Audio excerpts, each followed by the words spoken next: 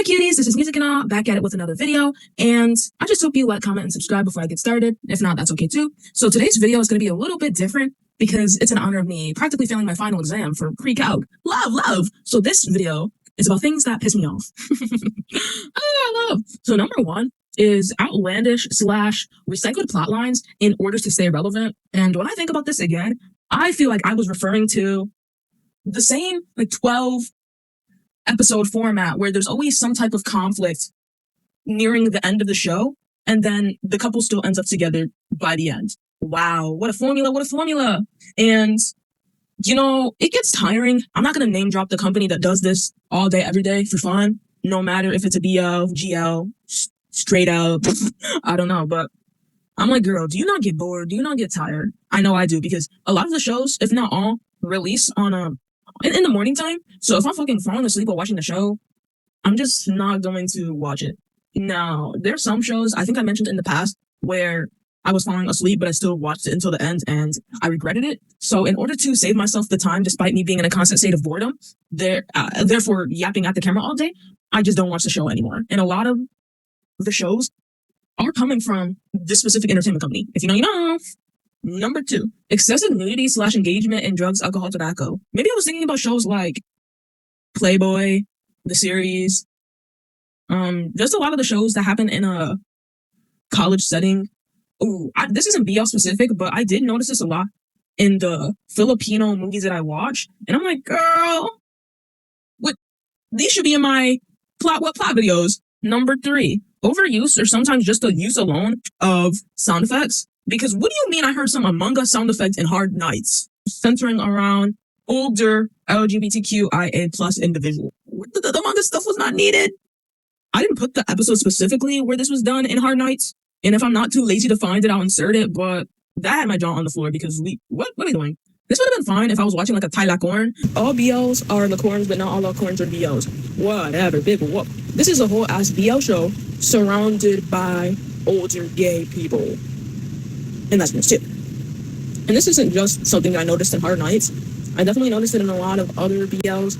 And some people pointed it out, but I'm not going to mention those BLs because I didn't watch them. Oops, they're on my list. But if I don't like a couple enough, that shit is going to be on the back burner. Sorry. I just want to say that I meant queer love story more than anything due to the nature, tone, and demographic of the show. Number 4, we don't get relationships that are not set in stone.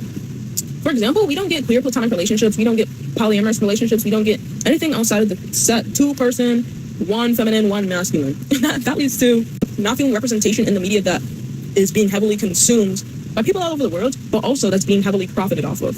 And if we do have these differing types of relationships, it's only for 1 episode or shown in a negative light to prove a point of why the main couple or the main attraction of the show is a more superior method of loving a person or multiple people. Have we ever seen I would maybe friend zone, maybe OnlyFriends, the entire Boston of it all. I think if they dealt with it in a less messy way and engaged in forms of communication, it could have been a polycule or a polyamorous relationship or an open relationship, especially Boston and the one guy that didn't end up getting together. We need more stuff like that. And Friendzone. That's why I love Friendzone so much, because even when watching season 1 and 2, I couldn't help but root for Earth and Sam. But it felt more right for them to not end up together. And because that was the actual result of the relationship over the past 2 years, it felt natural. It felt like a real queer relationship. There was cheating, there was open relationships, there was all these things, and so at the end of the day, these two men did not work out, and that's okay. And speaking of this little tangent, I did like how Am was exploring her sexuality and ended up being with another female. That's slay. We don't get that often. What the hell, man? Anyways, back to the main topic of this part that pisses me off. We don't get to see a lot of these differing types of relationships. I'm not going to say they don't exist because I haven't seen all BL, and we're specifically talking about the Thai industry, because outside of Thailand, there's a lot more diversity when it comes to BLs, but we're talking about Thailand here, baby. Because we don't see a lot of these pairings like Joss, Da-Win, 2 masculine men, we don't really get that, because even they thought it wasn't going to work.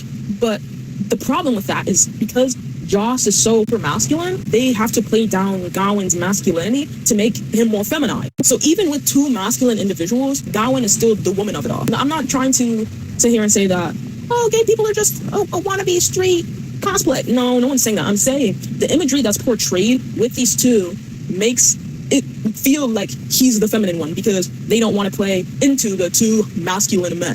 Again, this is not how it is for all of their appearances, but the visual imagery that the stylist employs definitely translates to fan interpretation of certain ships.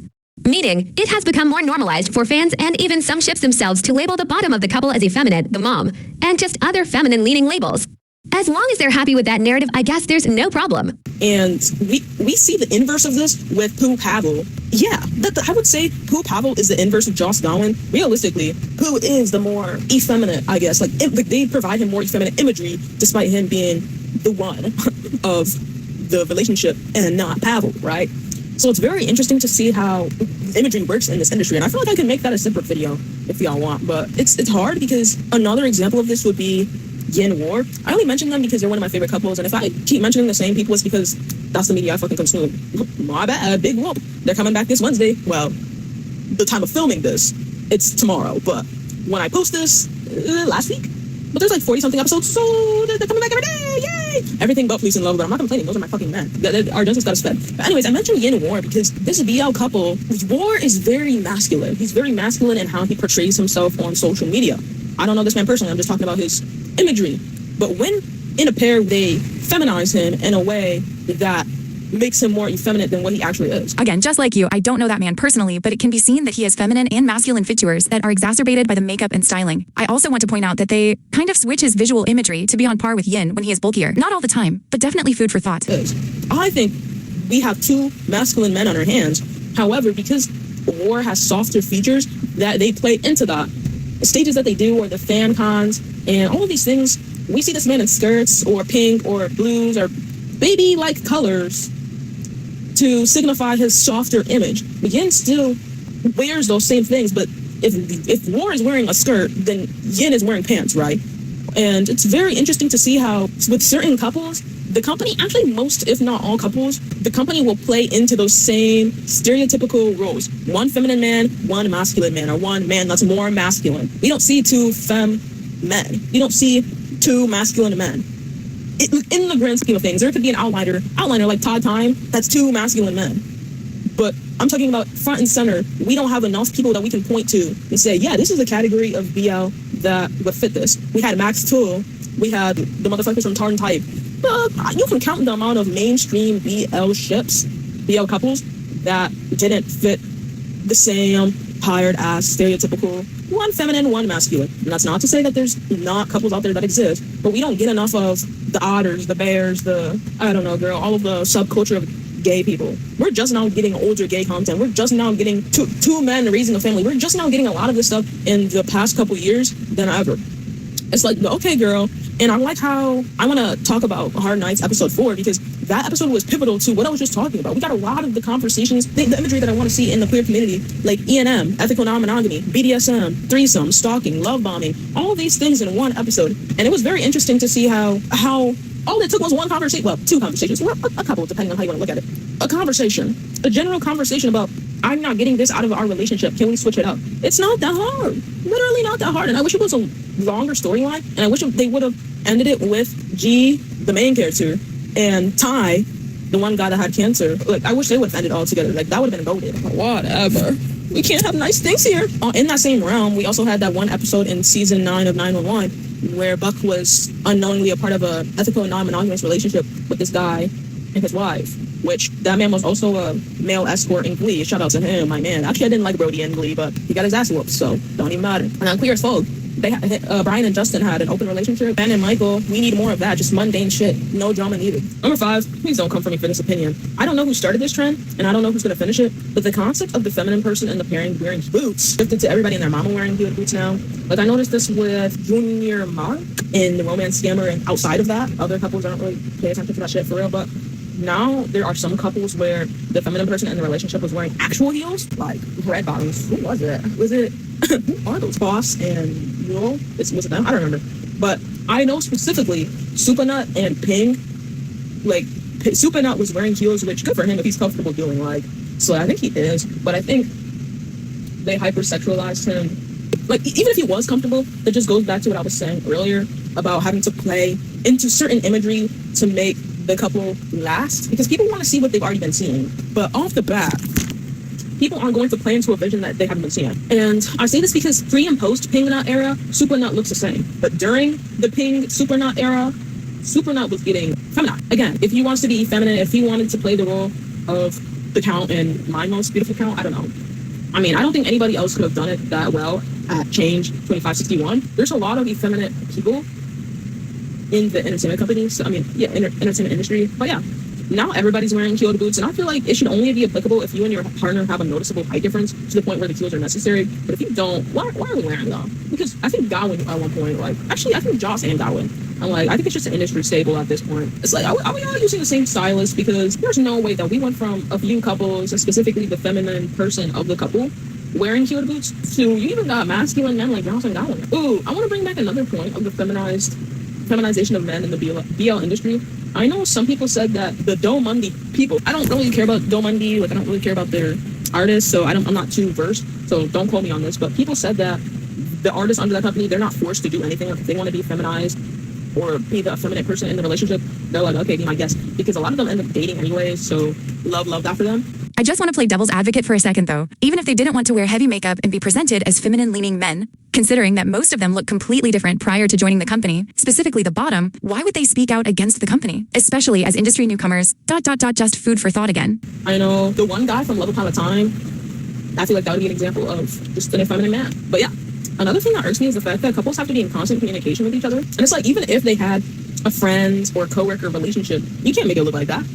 There's no room for them to just be coworkers and leave acting to just being a job and then detaching yourself from it when you get home. Like, whether you're at the events or the company or even at home, you have to continue on promoting the couple or the work that you're doing. If you're not posting about your pairing, or if you're not on Instagram Lives or V Lives or Google Meet calls, I don't know, or making TikToks with them, that means that means you must not be a couple, and you must not want your fans to support you.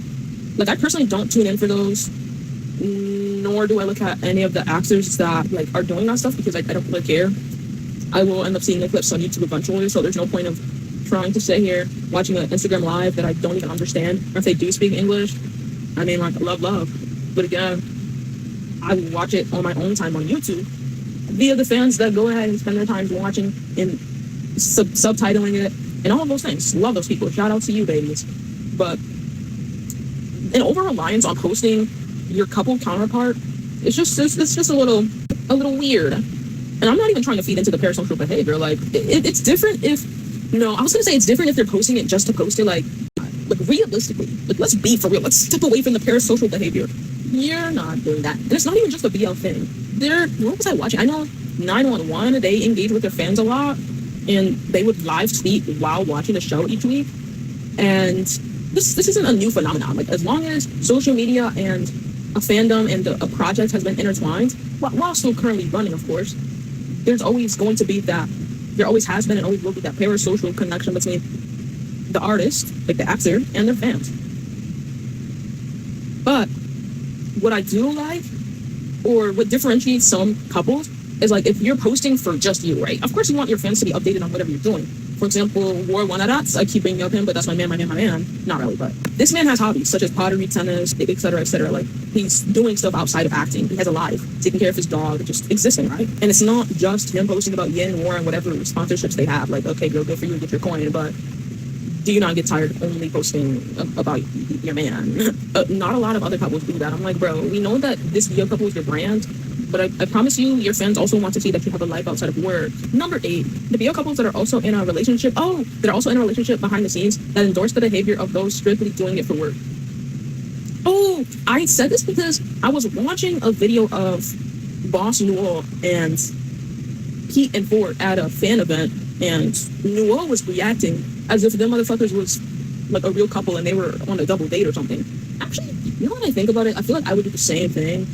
But again, I don't know. Just let me know your thoughts. I'll give you a little scenario. If I was in a relationship with my girlfriend, and I was also working with her in the entertainment industry, resulting in us naturally being lovey-dovey, flirty, all the things, and I see 2 straight individuals, I'm not going to sit here and say I know the sexual orientation of Ford and Pete. I don't know these people, and I never will. Actually, knock on wood, knock on my MacBook, because I want to know. I don't know their sexual orientation, but for assumption purposes, and for this scenario, I'm just going to assume that they're straight. Anyways, when I see 2 straight individuals trying to emulate the same relationship that I have with my girlfriend next to me, I don't know about y'all, but I would give it a little side eye. Like, I know it's a job for both of us, like both groups of people, me and my girlfriend and the 2 other straights. I feel like that's just feeding into the delusions of the fans. But then again, it's a job, it's a performance. The It's their actors. Actors need to act. And part of their job is to create that fantasy. The fantasy that two people are actually in a relationship on and off screen. No, that doesn't mean all couples should do that.